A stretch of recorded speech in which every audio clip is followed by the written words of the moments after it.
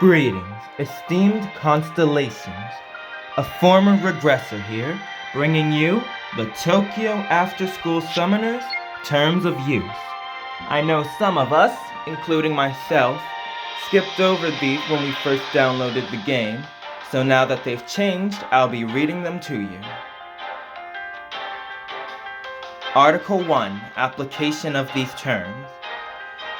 These terms of use, hereinafter referred to as these terms, set forth the basic terms and conditions between Life Wonders LLC, hereinafter referred to as the company, and each user, hereinafter referred to as the user, regarding the use of the application, hereinafter referred to as the app, provided by the company, and all of the services provided via network, including the app, hereinafter collectively referred to as the service.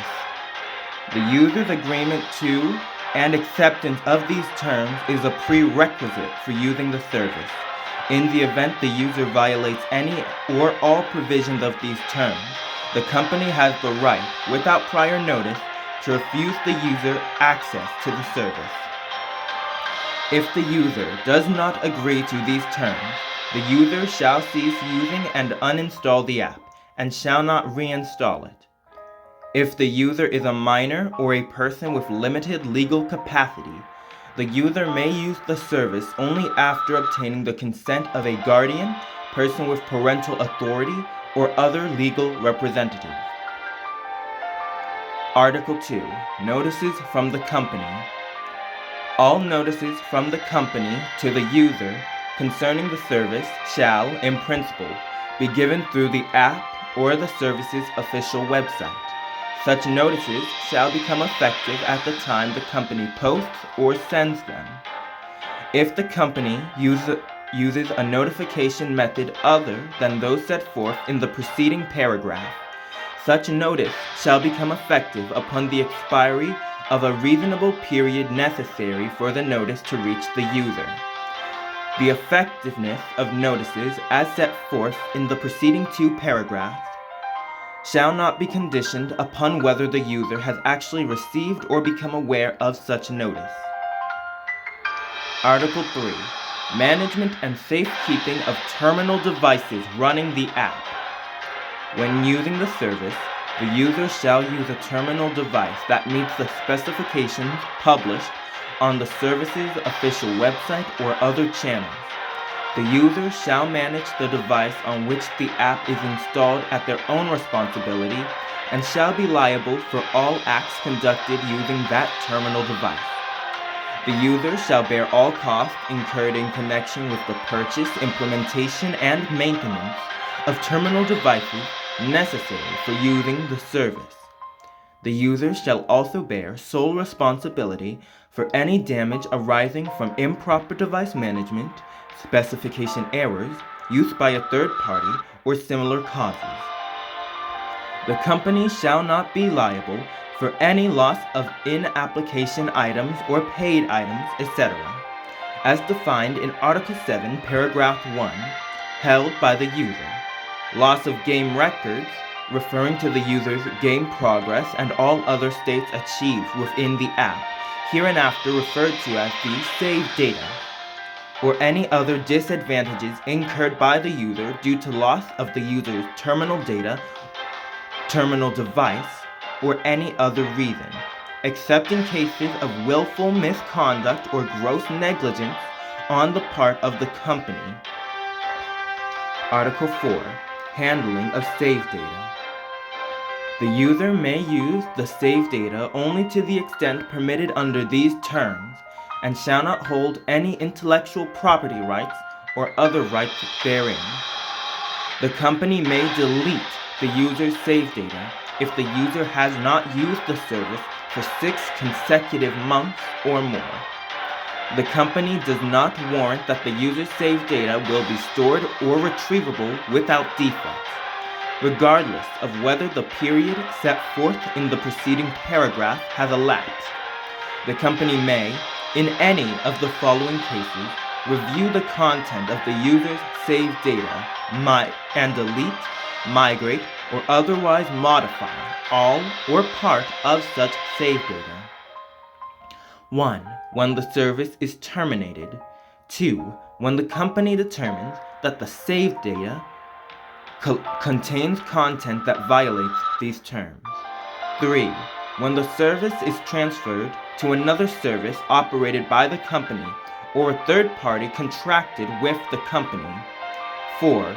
When the volume of saved data exceeds the prescribed limits, or when the company finds it technically impractical to maintain the saved data.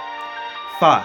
When the company deems such action necessary for the provision or maintenance of the service. 6. When the user applies for account deletion. 7. When the company deems such action necessary for the smooth operation of the service. Or 8. In any other cases where the company reasonably deems such action necessary. Article 5. Account grant, management, and deletion. Within the service, the company shall grant a user account, hereinafter referred to as the account, to each user for user identification and after-sales support purposes. The user shall bear full responsibility for managing their account. The user shall not lend, exchange, transfer, sell, or pledge their account. If transfer credentials, such as a transfer code and password, hereinafter collectively referred to as the transfer credentials, are issued to the user for data transfer purposes, the user shall properly store them to prevent use by third parties. The company shall not be liable for any damage suffered by the user due to use of the transfer credentials by a third party, except in cases of willful misconduct or gross negligence on the part of the company. The company may deem all operations and other acts performed through the service using an account as acts performed by the user themselves based on their valid intent. The user may delete their own account by applying for deletion through the method prescribed by the company. If the user's account is deleted due to any act of the company or the user, the company may invalidate the user's paid items, etc., delete the saved data, and erase all data associated with that account. The company shall have no obligation to restore the account. The company shall not provide unlimited data transfer services. If the same user has applied for issuance of transfer credentials multiple times within a short period, or in other cases, the company reasonably deems necessary, the company may suspend all or part of its support services for that user without prior notice. Article 6. Use of the Internet.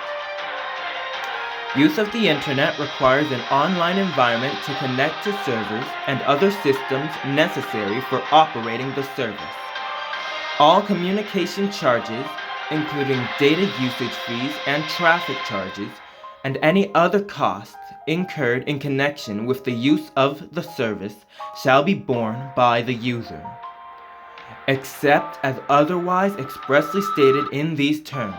The company shall not refund any fees already paid by the user due to the non-use or unavailability of the service resulting from the lack or unavailability of an internet connection. Article 7. Acquisition, use, and discontinuation of paid items, etc. The company may provide, within the service, a mechanism for applying to purchase paid items, services, etc., hereinafter referred to as the paid items, etc., that are usable exclusively within the service. The user may purchase the paid items, etc., through the method separately specified by the company. Paid items, etc., may only be used within the service. If the user is a minor, the user shall obtain the consent of a person with parental authority or legal guardian each time they purchase or use the paid items, etc. Any purchase or use of the paid items, etc., by a minor user shall be deemed to have been made with the prior consent of such person with parental authority or legal guardian. The company may set purchase or holding limits for the paid items, etc., according to the user's age, and the user shall not purchase or hold the paid items, etc., exceeding such limits. The user shall purchase the paid items, etc., in accordance with the payment terms and conditions separately prescribed by the payment service provider designated by the company. Upon receiving an application, the company shall issue the paid items, etc., accordingly, and store/accumulate the relevant information based on the user's account. However, if the payment cannot be confirmed through the user's selected payment method, or if the company is notified of a payment cancellation, including a chargeback, by the payment service provider, or if the company otherwise deems it necessary, the company may refuse the user's application or take appropriate actions such as deleting the paid items, etc. Furthermore, if any dispute arises between the user and the payment service provider regarding payment, the user shall resolve such dispute directly with the payment service provider. The user may not transfer the paid items, etc., to another account, nor assign, lend, or use them as collateral to any third party. If a discrepancy is found between the content or quantity of the paid items, etc., purchased or obtained by the user and the service usage status, the company may correct it without prior notice. Except as separately provided by the company or as requested by law, the paid items, etc., may not be exchanged for other types of paid items, etc., or refunded in cash. The company may set forth other terms and conditions for the use of paid items, etc., on the service's official website. In such cases, the user shall purchase and use the paid items, etc., in accordance with both these terms and such additional conditions. Free items provided by the company may, at the company's sole discretion, be deleted if the user fails to claim them within the period specified by the company, and the user hereby fails to agree to this in advance. If the company deletes a user's account pursuant to these terms, or if the user deletes their own account, the company may invalidate the paid items, etc., held in that account without the user's consent, provided, however, that this shall not apply where a refund or other action is required by law.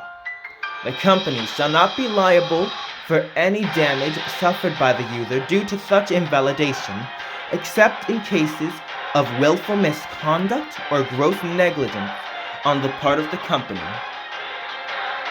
The company may discontinue the paid items, etc., i.e., the cessation of both issuance and use, by issuing a notice on the app or the service's official website for a period as the company deems appropriate, except where a refund or other action is required by law.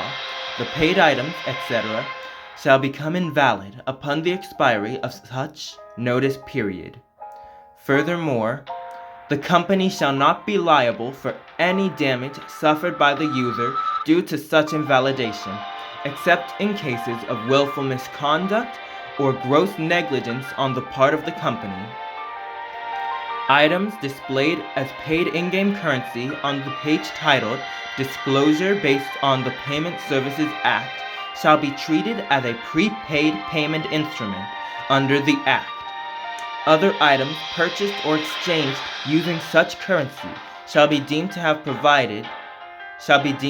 been provided as goods or services upon acquisition and shall not constitute prepaid payment instruments. Article 8. ownership of intellectual property rights, etc.